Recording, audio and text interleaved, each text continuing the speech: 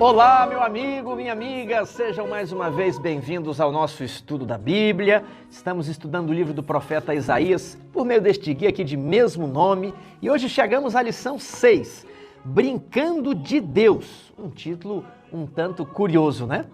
Antes de prosseguirmos o nosso estudo, eu quero convidar você para se inscrever no canal, para recomendar os nossos vídeos aos seus amigos e para que você peça a eles, olha, se inscreva lá, ajude o canal a crescer, ative o sino das notificações, para que você sempre estude a lição, não é mesmo? Há tantos vídeos aí disputando a nossa atenção na internet, então ative o vídeo das notificações para que você sempre estude a lição conosco e também acompanhe novidades ou outros estudos que postaremos aqui. Agora vamos dar uma olhada nessa lição que vai falar sobre Babilônia. Tiago, Babilônia mesmo. Sobre Babilônia, mas não estávamos falando sobre a Síria, sobre Judá? Pois é, preparei slides especiais, eles ficarão disponíveis na descrição do vídeo. Então, se prepare e vamos juntos estudar isso daqui. O livro de Isaías possui 66 capítulos e ele está dividido em seções. A primeira seção se chama Profecias para Judá e Jerusalém. E nós estudamos essa seção nas lições 1, 2, 3, 4 e 5. E agora vamos avançar para a próxima seção, Profecias contra nações estrangeiras. E também a terceira, O Grande Dia de Deus. Tudo será tratado na lição 6. Tiago, mas não vai ser tudo, não vai ser tudo. Nós estudaremos o capítulo 13 e 14 e os capítulos 24 a 27 de Isaías, tentando abranger as duas sessões. Depois, a lição vai prosseguir. Para situar você, tem as outras sessões, das próximas lições, lição 7, 8, 9, 10, 11, 12, 13. Por isso você precisa se inscrever aqui para não perder todo esse material, que é um estudo de um livro, um dos mais interessantes na Bíblia. Agora, essa parte ali das sentenças contra nações estrangeiras e o grande dia de Deus, vamos passar isso mais rápido. Não quer dizer que não seja um tema interessante. Há muita coisa interessante ali. Agora, não dá para estudar tudo. Nós nos esforçamos ao máximo aqui para nos no texto. Agora, sem mais delongas, na parte de domingo, a lição coloca assim, sentença contra as nações, Isaías 13, iniciando aí essa sessão, né?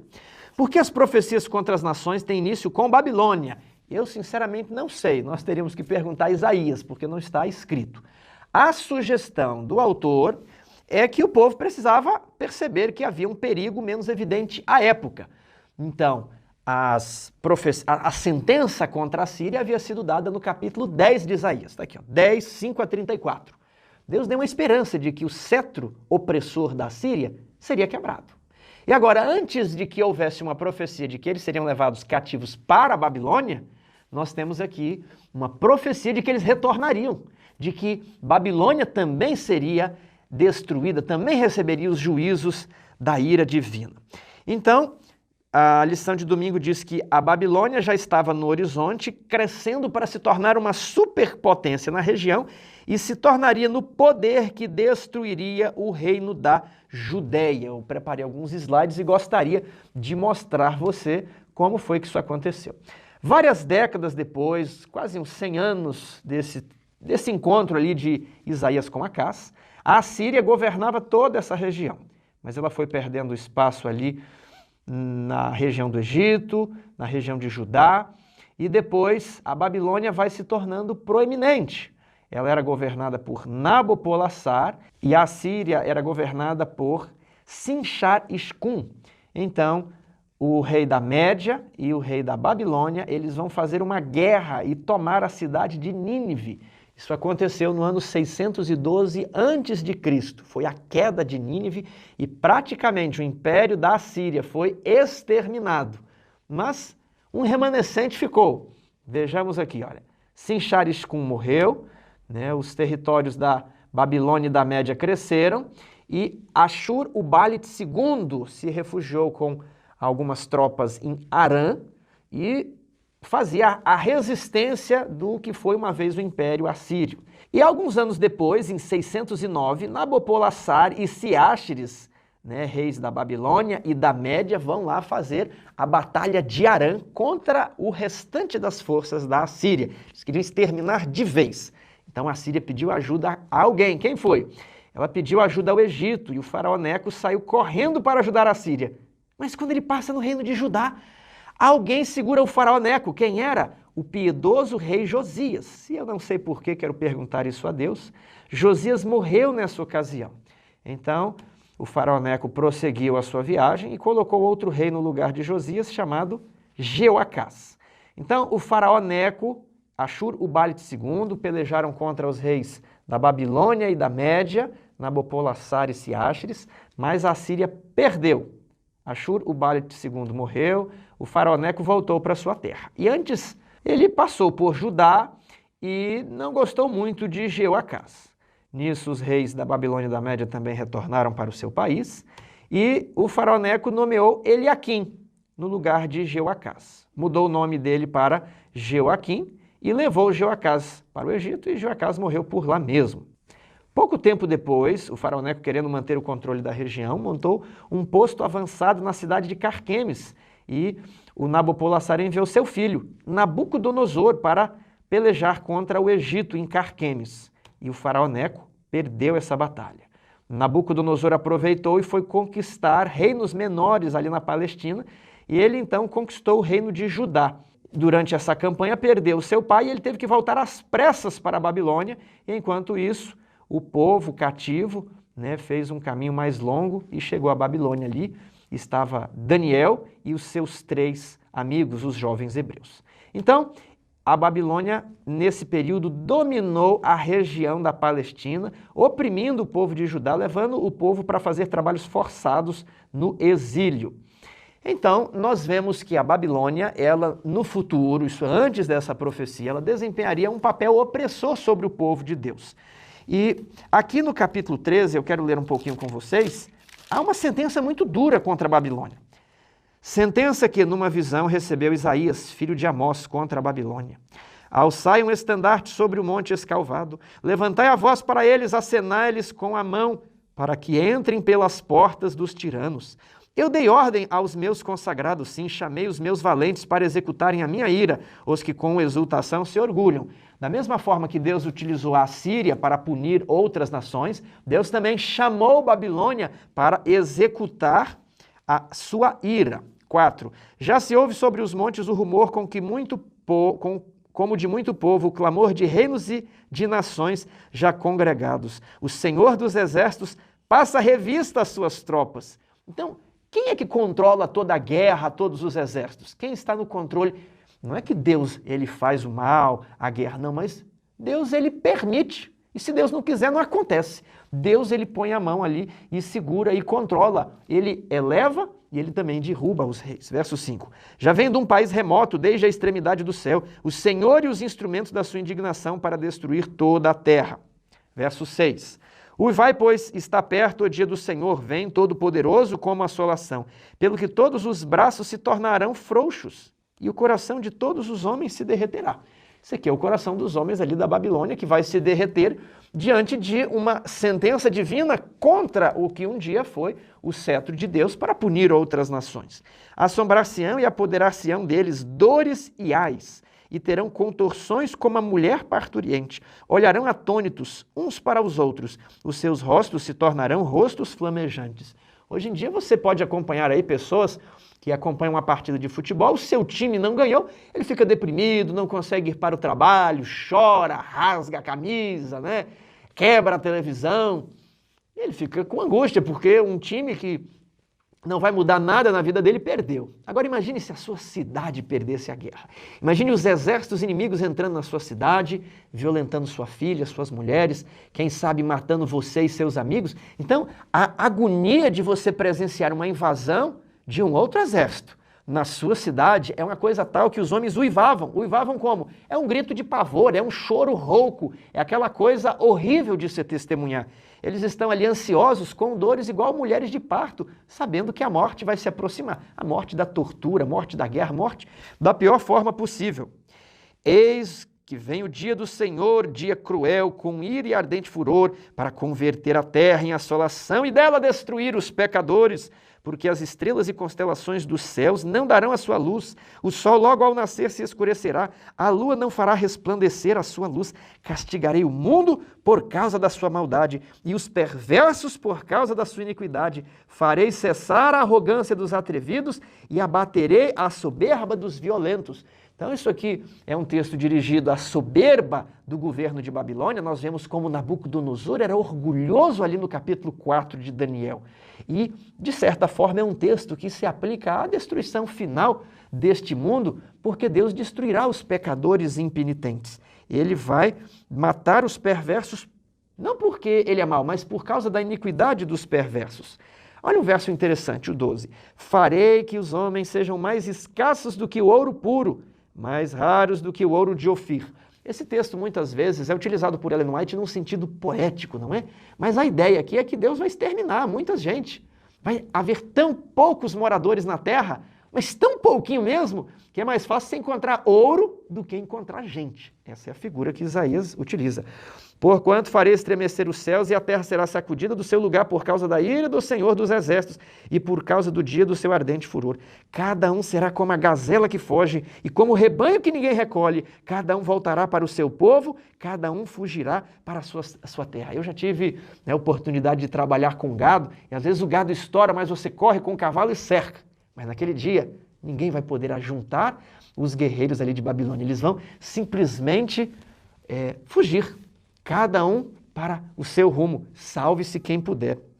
Quem for achado será transpassado, e o que for apanhado cairá a espada. Uma ideia ao paralelismo da poesia hebraica. Suas crianças serão esmagadas perante eles, as suas casas serão saqueadas e as suas mulheres serão violadas. Isso é terrível, mas era o juízo de Deus contra a Babilônia, por causa dos pecados de Babilônia. Verso 17. Eis que eu despertarei contra ele os medos, que não farão caso da prata, nem tampouco desejarão o ouro. Os seus arcos matarão os jovens, e eles não se compadecerão do fruto do ventre. Os seus olhos não pouparão as crianças. Babilônia, a joia dos reinos, glória e orgulho dos caldeus. Será como Sodoma e Gomorra, quando Deus as transtornou. Calma que nós vamos fazer alguns comentários ainda. Quero chamar a atenção aqui para o rodapé da parte de domingo, que diz assim: leia Isaías 13. A linguagem é forte, porque um Deus amoroso faz essas coisas ou permite que elas aconteçam? É porque nós estamos olhando para Deus com uma perspectiva viciada. As pessoas estão ali com uma filosofia pós-moderna na mente, onde há uma redução do evangelho a amor, aceitação e perdão. Amor, aceitação e perdão são mensagens bíblicas. Agora, Deus não se resume só a isso, e muitas pessoas estão lendo outra Bíblia, estão lendo outro Novo Testamento. E aí surge algo chamado teologia da missão integral. Temos que rever a Bíblia, era para aquela cultura, temos que adaptar, e aí surge uma teologia integrada à política, integrada a visões políticas marxistas, uma coisa terrível, tudo bem?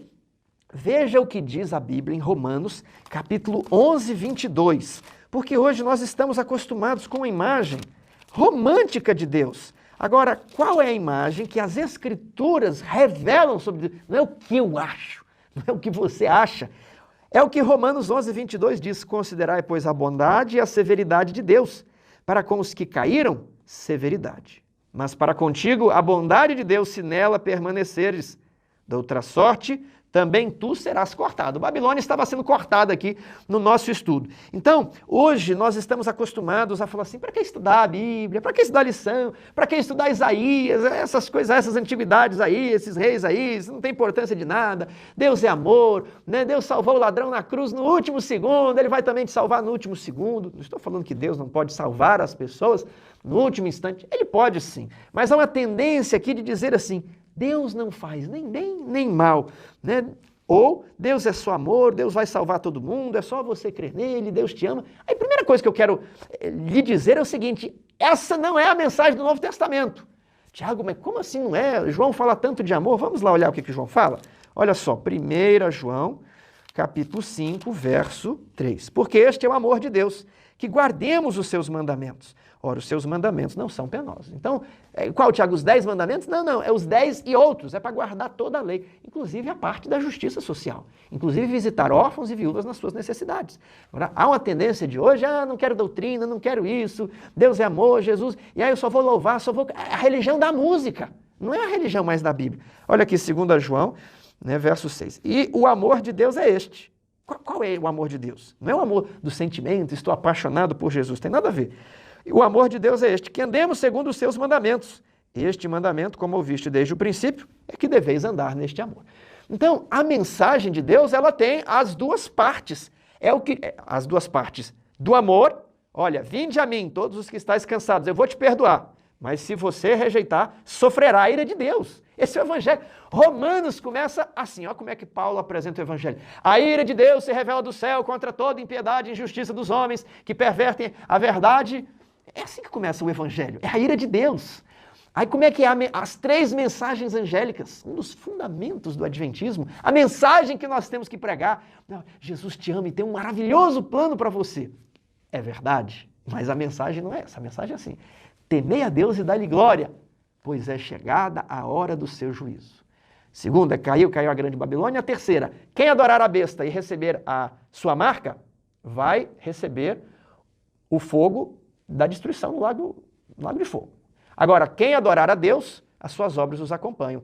Eles receberão o selo de Deus e viverão para sempre. Então, essa é a ideia. Deus tem que ser apresentado nas duas faces da moeda. Hoje em dia as pessoas são tão egocêntricas que você, às vezes, corre o risco de chegar para alguém e falar assim, olha, você sabia? Jesus te ama. É a pessoa, sério, eu também me amo, eu me adoro, eu tenho um carro maravilhoso, eu tenho uma casa maravilhosa, eu passei as férias em Miami, foi ótimo, agora eu sei que Deus me ama. Eu sou muito bom mesmo. Então esse é um perigo que nós corremos. Olha, Jesus te ama, mas Ele quer transformar. E se você não aceitar a transformação e continuar nos seus pecados, quebrando a Santa Aliança, você vai sofrer a ira de Deus. Então, eu gostaria de fazer aqui, eu tenho uma nota de rodapé grande no domingo, fazer esses comentários para dizer, o Novo Testamento não é da teologia integral, do Deus é amor, estou apaixonado por Jesus. Ele tem mais coisas, há 2 faces ali, tudo bem? Vamos aqui para a parte de segunda, a decadência de Babilônia. Como Babilônia finalmente acabou. Vamos acompanhar aqui nos slides. Nós temos o Império Babilônico, uma coisa muito bonita, joia. Olha o que diz o texto aqui. Babilônia, a joia dos reinos, glória e orgulho dos caldeus. É o que você vê nessa imagem aí, que coisa magnífica não devia ser Babilônia. Agora, Nabopolassar, ele reinou uns 20 anos e o grande rei foi Nabucodonosor, reinou um pouco mais de 40 anos. Depois Amel-Marduk reinou 2 anos, ali Nergal-Sarezer uns 4 anos, Labash-Marduk alguns meses, depois nós temos Nabonido e Belsazar, que reinaram um pouco mais de 10 anos. E Babilônia acabou, foi isso, foi um suspiro. Ela começou, se tornou uma cidade muito bonita, muito cheia de ouro, muita riqueza, a joia dos povos, né? Tudo centrado em Nabucodonosor, e depois teve um fim patético, porque vem o Império Medo-Persa, e vamos olhar aqui os gráficos. Então aqui nós temos Nabonido e o seu filho Belsazar. E ali Ciro, que era o rei da Medo-Pérsia, estava expandindo o seu império para o Oriente, né, para o Norte, para o Oeste, e aí ele faz uma incursão e abocanha o reino da Lídia. E aí depois, quem estava na reta era a Babilônia. Então, Dario, liderando aí as tropas de Ciro, vai se encontrar com Babilônia em Ops.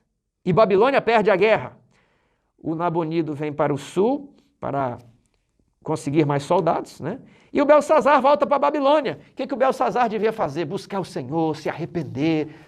Mas ele não fez nada disso, né? Ele falou assim, olha, vou louvar agora o Deus de ouro, de prata, de bronze, né? Tragam aí os utensílios do templo, as vasilhas que o meu pai Nabucodonosor trouxe, nós vamos beber vinho nelas, porque ninguém pode entrar nessa cidade.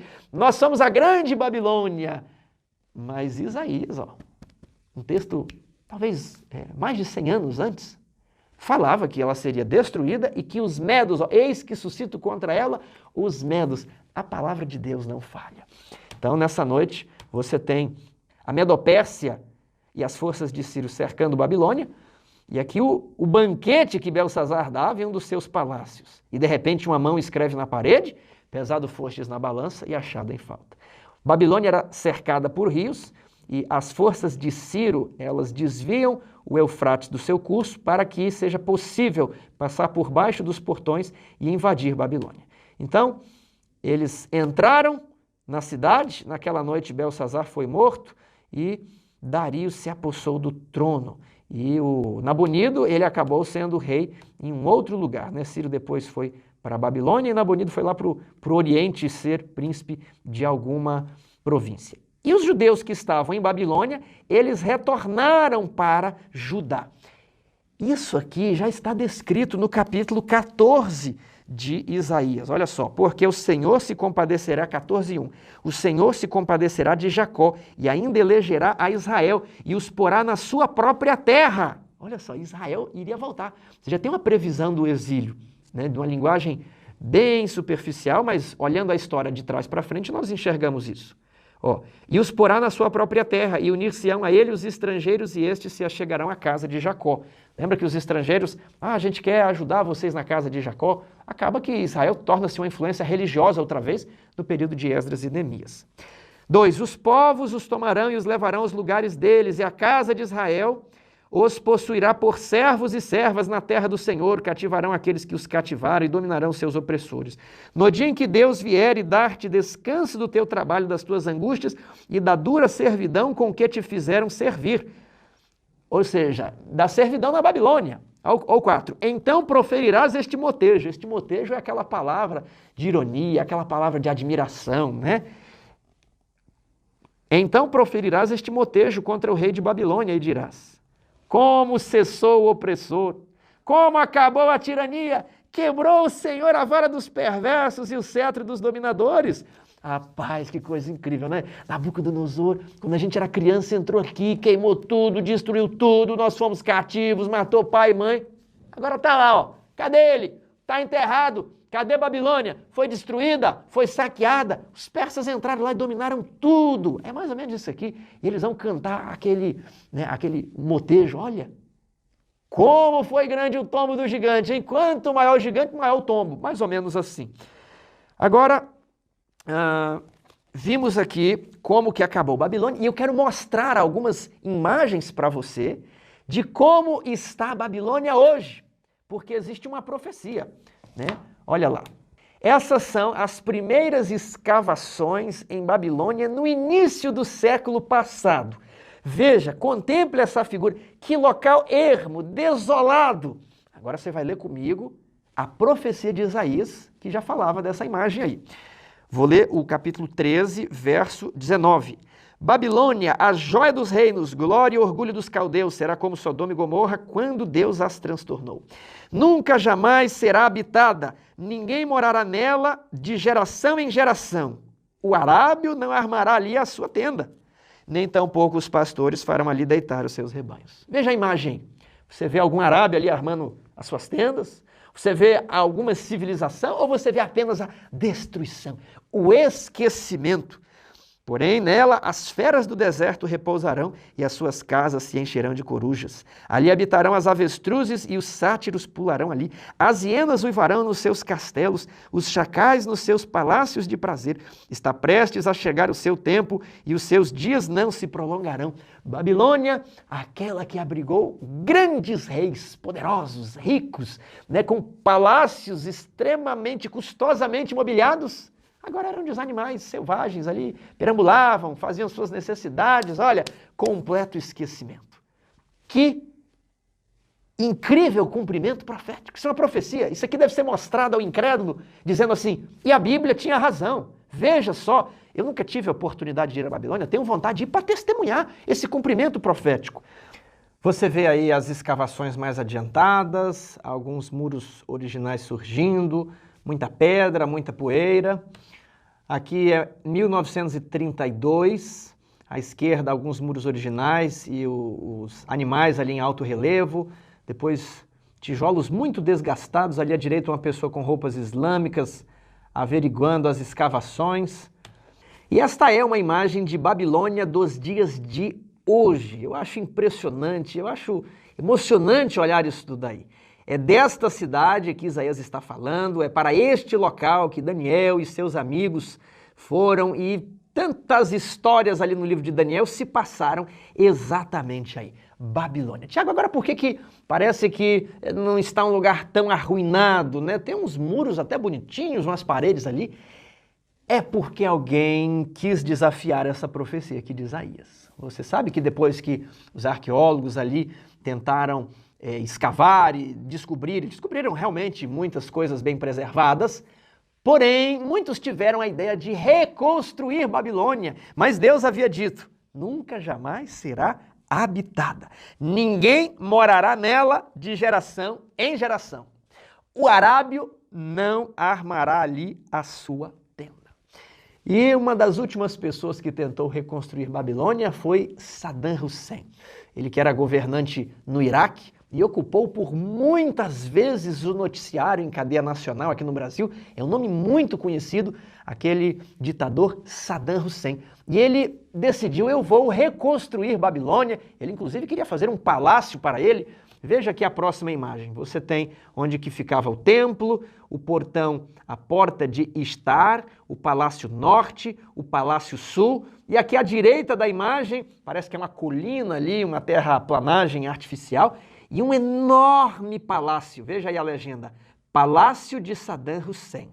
Ali vários carros, um estacionamento, porque é um local turístico. Agora, você não vê ninguém habitando Babilônia. Você vê realmente um local ermo, mesmo depois da tentativa de Saddam Hussein tentar restaurar Babilônia. E o curioso é que ele não conseguiu. Se você procurar no YouTube, você vai encontrar vídeos de turistas entrando nesse palácio, está abandonado, portas abertas, igual obras paralisadas. A palavra de Deus é fiel e a palavra se cumpre, né? Babilônia recebeu os juízos e até hoje está assim, deserta. Você vê ali os muros originais da época, outras escavações, tijolos bem deteriorados. Aqui é uma visão de onde era o Palácio Norte para outras ruínas que Saddam Hussein tentou restaurar. E aqui é a visão do Palácio Norte, tendo ao fundo o que Saddam Hussein queria que fosse um palácio para ele e a sua família, né? Então, vamos aqui no rodapé de segunda-feira. Imagine que uma pessoa que vivesse em Babilônia, no auge de sua glória, tivesse lido essas palavras de Isaías, né? Quais outras profecias ainda não cumpridas parecem tolas e impossíveis para nós hoje? O milênio. O milênio é toda a terra deserta, destruída, nada, nenhum ser, nenhum homem habitando aqui, né? Uma profecia que as pessoas, será que vai chegar esse dia? Alguns filmes até retratam essa situação, não estou querendo aqui recomendar nenhum filme, mas a literatura Hollywood retrata a terra por vezes destruída. Agora, a união do Estado e da Igreja nos Estados Unidos é uma profecia que muita gente está descrendo, mas foi dito aqui que Babilônia não seria habitada.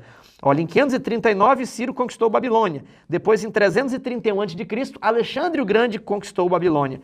Mas em 198 depois de Cristo, né, nos dias do Império Romano, o Sétimo Severo encontrou Babilônia completamente deserta, na mesma descrição do texto bíblico. Vamos passar para a parte de terça-feira. A queda do rei do monte. E nós já lemos os primeiros capítulos, eles estão falando aqui do orgulho, de como Babilônia estava se exaltando. Vamos do verso 9. O além, desde o profundo se turba por ti, para te sair ao encontro na tua chegada. Ele por tua causa desperta as sombras e todos os príncipes da terra e faz levantar dos seus tronos a todos os reis das nações. É uma linguagem metafórica, a lição fala, ó, não é uma explicação sobre a condição dos mortos, mas está falando que todo mundo ali iria morrer. Todos estes respondem e te dizem, tu também como nós está fraco, não é? E é semelhante a nós, rapaz, você não teve jeito para você também não, né? Derribada está na cova a tua soberba, também o som da tua harpa por baixo de ti, uma cama de gusanos e os vermes são a tua coberta. Ou seja, os reis imponentes, reis como Nabucodonosor, foram sepultados e ficaram cobertos daquelas moscas, daquelas larvas, né? Daqueles vermes que comem a carne em putrefação. Aí vem o verso 12 na sequência. Então está falando aqui de Babilônia, dos reis de Babilônia, e vem o verso 12. Como caíste do céu, ó estrela da manhã, filho da alva? Como foste lançado por terra, tu que debilitavas as nações? Tu dizias no teu coração, eu subirei ao céu, acima das estrelas de Deus, exaltarei o meu trono e no monte da congregação me assentarei. Nas extremidades do norte, subirei acima das mais altas nuvens e serei semelhante ao Altíssimo. Contudo, serás precipitado para o reino dos mortos, no mais profundo abismo. Os que te virem te contemplarão, hão de fitar-te e dizer, este homem que fazia estremecer a terra e tremer os reinos, que punha o mundo como um deserto e assolava as suas cidades, que a seus cativos não deixava ir para as suas casas? Está falando de quem? É aqui a pergunta. Pergunta 2, Isaías 14, 12 a 14. Poderia ser aplicado a um rei Babilônia? Sim ou não? Né? Eu respondi sim e não. De maneira literal, não tem como ser aplicado à Babilônia. E aqui que está a beleza da coisa. De maneira literal, isso aqui é uma mensagem, isso é um oráculo divino, e vai estar sendo aplicado a um ser que queria se assentar acima do trono de Deus, a estrela da manhã, que em latim significa, traduzido por Lúcifer, filho da alma. Agora, eu creio que está falando de Lúcifer e do rei de Babilônia. Está falando de Nabucodonosor também, né? Porque os outros reis ali não fizeram muita coisa, né? Quem conquistava, quem debilitava as nações era Nabucodonosor. Então, em sentido literal, nós vamos entender aqui Lúcifer. Olha lá, tu dizias no teu coração, subirei ao céu acima das estrelas de Deus, exaltarei o meu trono. Subirei acima das mais altas nuvens e serei semelhante ao Altíssimo. Contudo, serás precipitado para o reino dos mortos. Serás precipitado aqui para a terra. Então, ele está falando de Lúcifer. É um vislumbre que nós temos do conflito antes de Adão e Eva. Agora, dá para lermos Nabucodonosor aqui também? Dá, de maneira figurada. Ou seja, você tem uma moeda com duas faces. Lembra das 7 igrejas de Apocalipse? As 7 igrejas existiam. Então, é uma interpretação literal ali das 7 igrejas. Agora, de maneira simbólica, essas 7 igrejas são 7 períodos de tempo. Aqui eu creio que dá para fazermos uma leitura literal que vai se aplicar a Satanás e que ela está paralela a Ezequiel 28. Tu estavas no jardim do Éden, sinete de perfeição, querubim cobridor, ok? Agora, de maneira simbólica, lá em Ezequiel vai se aplicar o rei de Tiro e aqui Babilônia ou Nabucodonosor. Olha só. Como é que você consegue, né? Um dos autores adventistas até utiliza a visão do caleidoscópio. Então, se você olha de longe, parece o rei de Babilônia.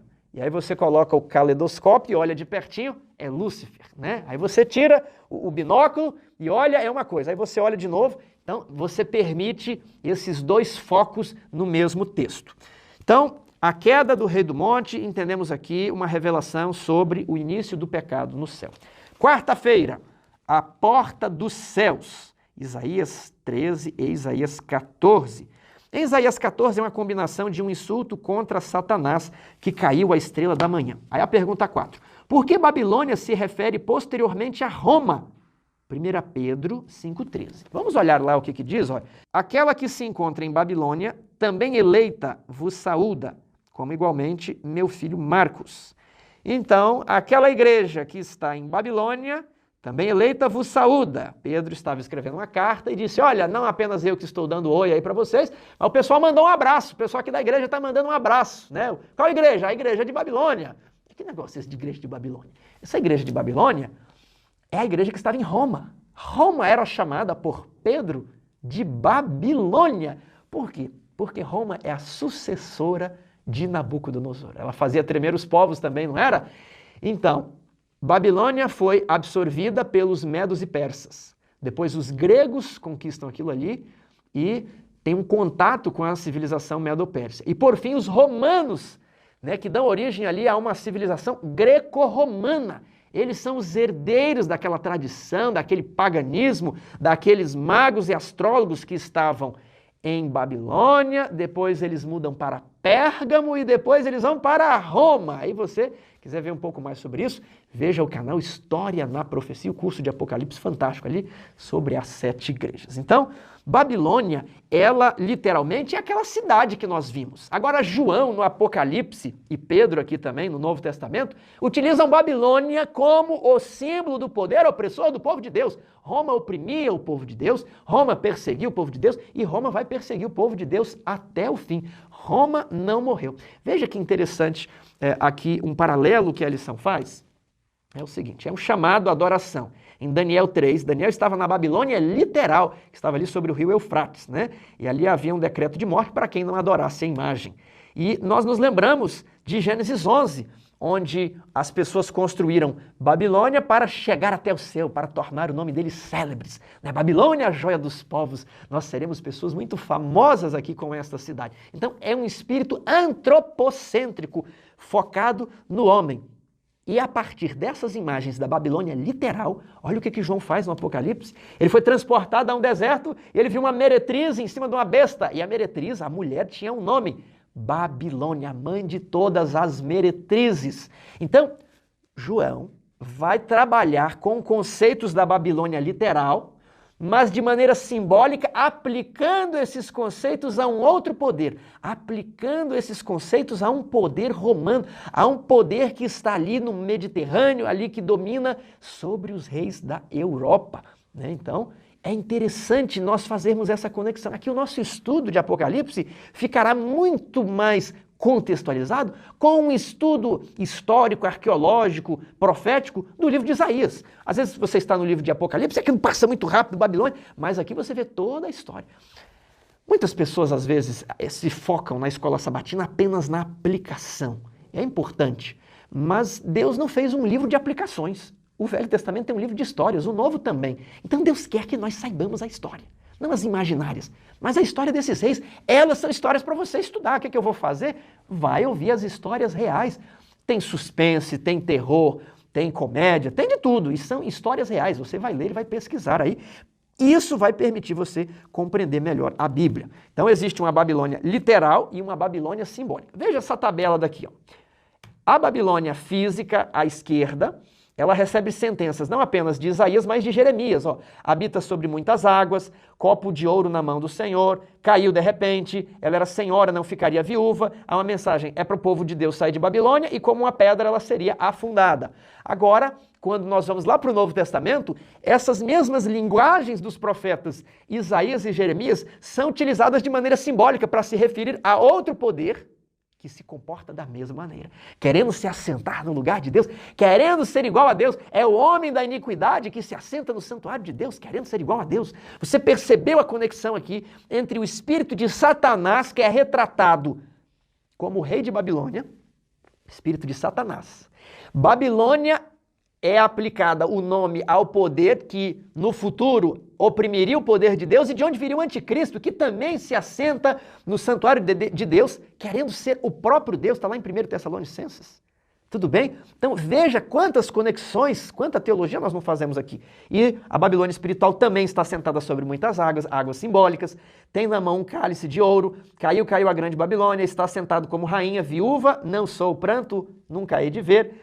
Há uma mensagem, sai dela, povo meu, e como grande pedra será arrojada a Babilônia. Assim como a Babilônia antiga ficou deserta e destruída, a Babilônia, esse sistema religioso que traz essa confusão de doutrinas, por fim também será destruída. Está lá no capítulo 17, 18 de Apocalipse. Agora, há mais uma parte aqui, na quarta-feira, que eu gostaria de destacar, que é o contraste entre Betel e Babilônia.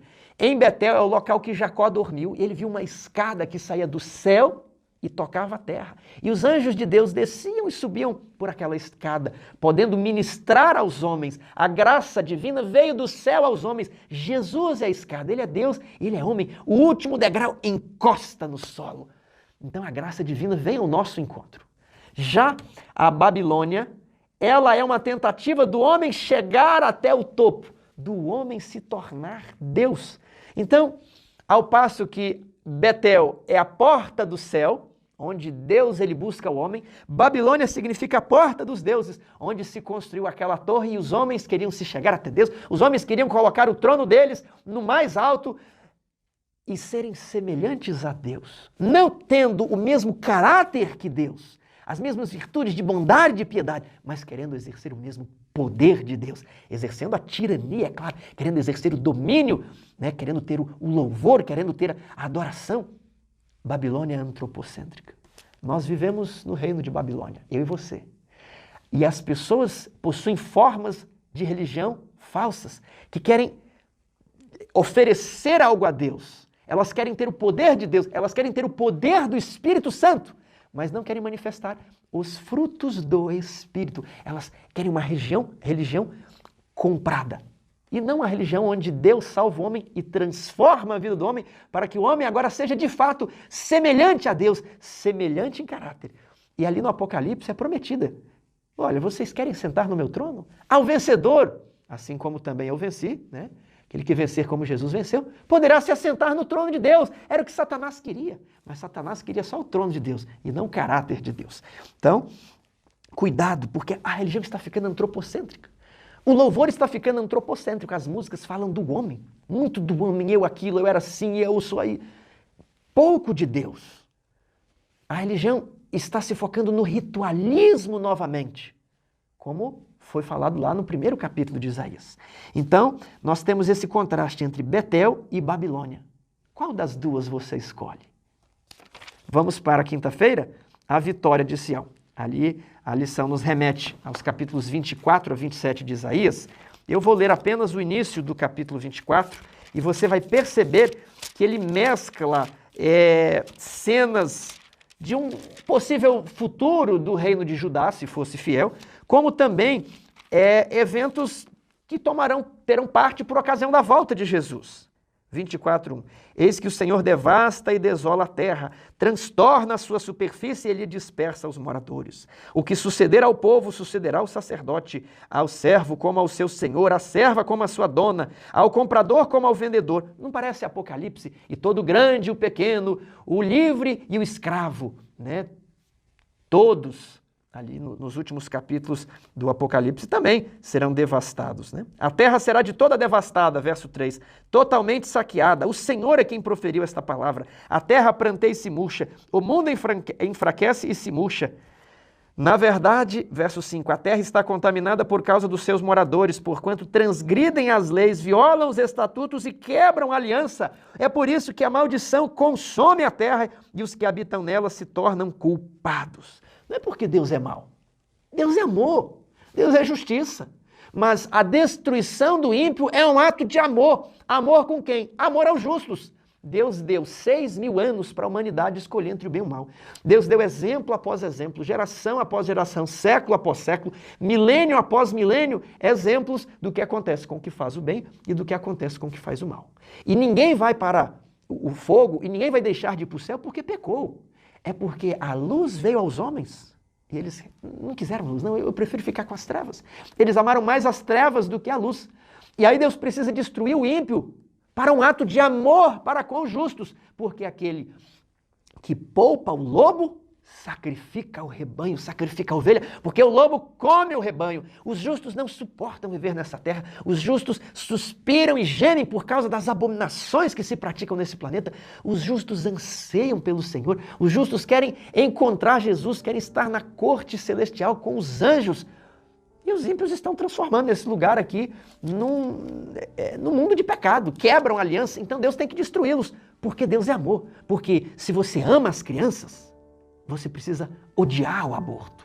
Então, amor e ódio são faces de uma mesma moeda. Se eu amo o justo, é preciso odiar o perverso, porque o perverso está destruindo o justo. Retomamos aqui novamente ao tema de Apocalipse, né?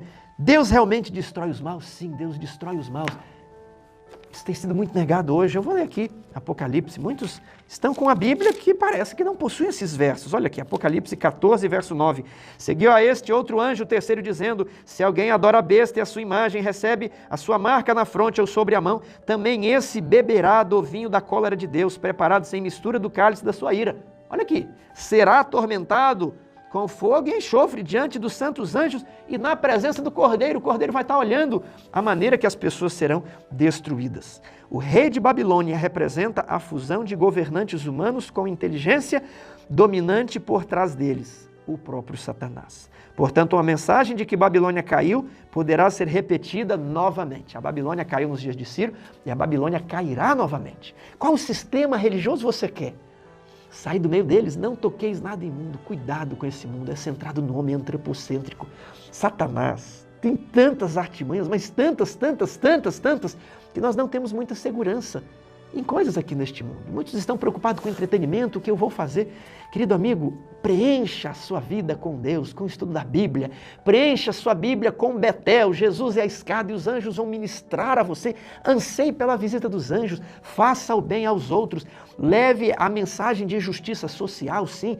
Pratique o bem com os órfãos e as viúvas e mantenha-se a si mesmo incontaminado do mundo. A vitória de Sião um dia chegará. Assim como havia uma promessa para Israel nos seus dias, há uma promessa para os nossos dias. Nós iremos cantar o cântico de Moisés e do Cordeiro, porque Deus lançou no mar o cavalo e o seu cavaleiro. As pessoas que te oprimem, o sistema que te oprime, essa confusão que está neste mundo. O príncipe, o Emanuel, Jesus, ele é o príncipe da paz, ele vem montado o seu cavalo branco com centenas de milhões de outros anjos e eles vão galopar, eles vão esmagar as forças daqueles que nos perseguem para nos salvar. Prepare-se para estar com Cristo naquele dia. Quando todos esses eventos acontecer, você tem que lembrar o seguinte: 1000 cairão a um lado, 10.000 ao outro, mas eu e você não seremos atingidos se estivermos com o príncipe da paz. Que ele possa destruir Babilônia e nos livrar, nos levando para Sião, para aquela terra onde não há mais luz do sol, nem necessidade de luz da lua, porque o próprio Senhor será a nossa luz. Ele enxugará dos nossos olhos toda lágrima. Eu quero encontrar você lá. Que Deus o abençoe.